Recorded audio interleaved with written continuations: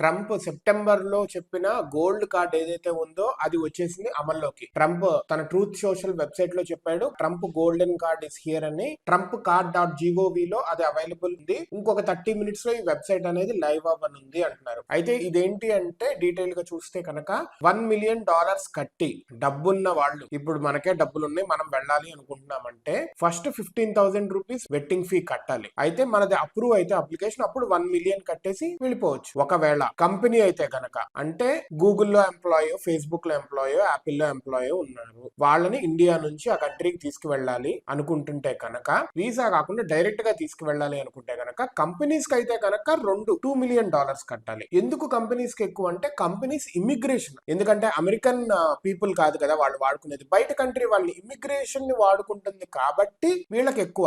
So what they see, అమెరికాలో అంత talent ఉన్నవాడు ఉంటే గనక అమెరికాలోనే వాళ్ళు హైర్ చేసుకుంటారు. ఫస్ట్ అమెరికన్ నేషనల్స్ కి ఎక్కువ ప్రిఫరెన్సెస్ వస్తుంది. లేదు అంటే అప్పుడు బయట వాళ్ళకి వస్తారు, అండ్ బయట వాళ్ళ నుంచి ఇమిగ్రేషన్ నుంచి తెచ్చుకుంటున్నారు కాబట్టి వాళ్ళకి ఎక్కువ అనమాట. సో అత్యవసరం అయితేనే కంపెనీస్ పే చేస్తాయి అని. అండ్ ట్రాన్స్ఫర్ ఆఫ్ వీసా కావాలి అంటే 5%. అంటే ఏంటి, ఇప్పుడు గూగుల్లో పనిచేస్తున్నాడు, వాడు తీసుకున్నాడు, ఒక 1 year ఉన్నాడు, తర్వాత యాపిల్ కి మూవ్ అవుతున్నాడు, అప్పుడు ఈ వీసా ఏదైతే ఉందో గోల్డ్ కార్డ్ వీసా ఈ కంపెనీకి ట్రాన్స్ఫర్ అవుతున్నాడు కాబట్టి, తన కంపెనీ మారాడు కాబట్టి యాపిల్ వాడు టేక్ ఓవర్ చేయాలి, 5% కట్టాలన్నమాట. అప్పుడు this helps in recurring revenue for US government అనమాట. సో ప్రస్తుతానికి అది దింపారు. And we have to see ఎంత మంది రిచ్ పీపుల్ గానీ ఎంత మంది వెళతారో చూడాలి.